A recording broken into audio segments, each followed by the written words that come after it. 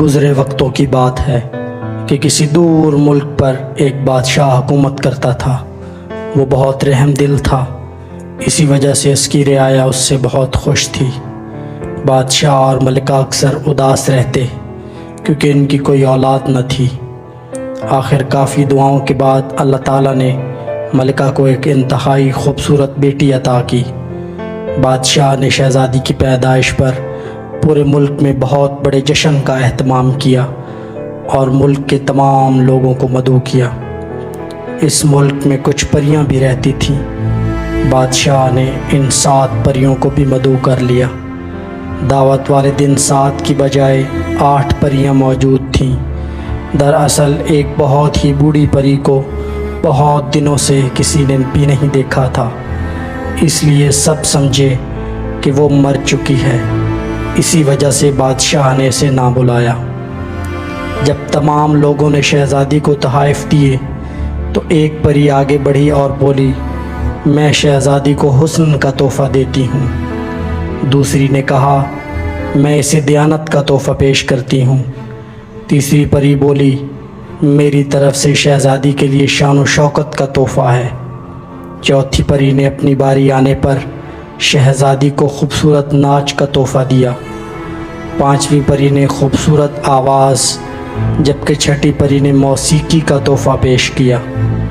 قبل اس کے کہ 7ویں پری شہزادی کو تحفہ دیتی، بوڑھی پری غصے کی حالت میں آگے بڑھی اور بولی، شہزادی کو چرخے کا تکلا چھبے گا اور وہ مر جائے گی۔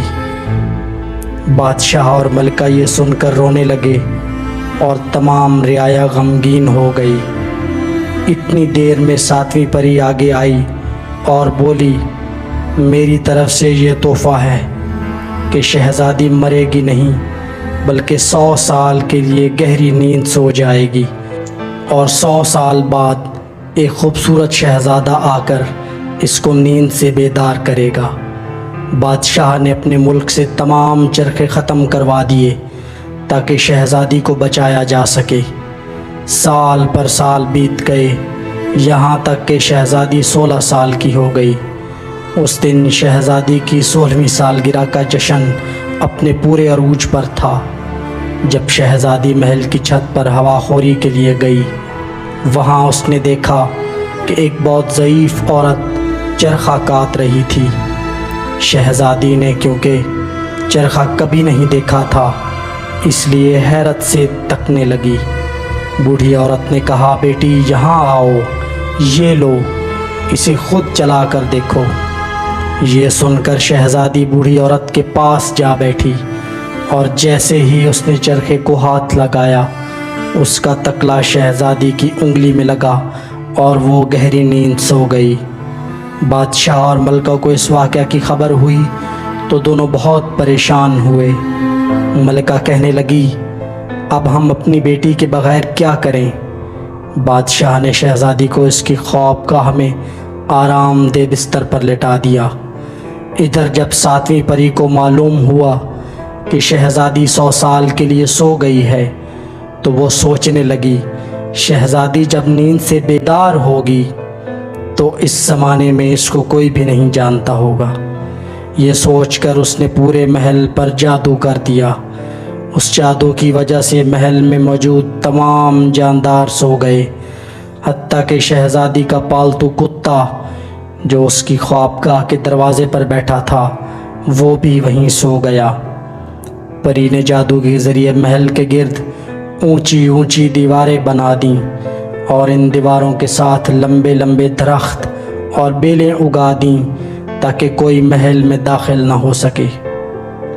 ایک روز ہمسایہ ملک کا شہزادہ شکار کھیلتا ہوا اس طرف آن نکلا۔ اس نے محل دیکھا تو پوچھا، یہ کس کا محل ہے؟ لوگوں نے بتایا کہ یہ جادو کا محل ہے، اس کے اندر ایک شہزادی 100 سال سے سو رہی ہے۔ جو شخص بھی اس کے اندر جانے کی کوشش کرتا ہے وہ زندہ واپس نہیں آتا۔ شہزادے نے کہا، میں ضرور اس محل میں جاؤں گا اور اس کا راز جاننے کی کوشش کروں گا۔ لوگوں کے بہت سمجھانے کے باوجود شہزادے پر کوئی اثر نہ ہوا اور وہ محل کی طرف چل پڑا۔ محل کے قریب پہنچ کر شہزادے نے جوں ہی درختوں اور بیلوں کی شاخوں کو ہٹانے کے لیے ہاتھ آگے بڑھایا، وہ خود بخود ہٹتی چلی گئیں اور شہزادے کو راستہ ملتا گیا۔ شہزادہ یہ دیکھ کر بہت حیران ہوا۔ چلتے چلتے شہزادہ محل کے دروازے پر پہنچ گیا۔ اس نے ابھی دروازے پر ہاتھ رکھا ہی تھا کہ دروازہ بھی خود بخود کھل گیا۔ شہزادہ دروازے سے اندر داخل ہو گیا۔ شہزادے نے ابھی بات پوری کی ہی تھی کہ زوردار دھماکہ ہوا، تیز ہوا چلنے لگی اور شہزادی نے کسمسا کر آنکھیں کھول دیں۔ اس کے ساتھ ہی محل میں سوئے ہوئے تمام جاندار جاگ گئے، کیونکہ اب جادو کا اثر ختم ہو چکا تھا۔ بادشاہ اور ملکہ اپنی بیٹی کو مل کر بہت خوش ہوئے۔ سب نے مل کر شہزادی کی 16ویں سالگرہ منائی، کیونکہ 100 سال گزرنے کے باوجود سب لوگوں کی عمریں وہی تھیں جو ان کے سونے سے پہلے تھیں۔ شہزادی اور شہزادہ خوشی سے جھومتے رہے۔ کچھ دن بعد دونوں کی دھوم دھام سے شادی ہو گئی اور شہزادہ اپنی شہزادی کو لے کر اپنے ملک روانہ ہو گیا، جہاں دونوں ہنسی خوشی رہنے لگے۔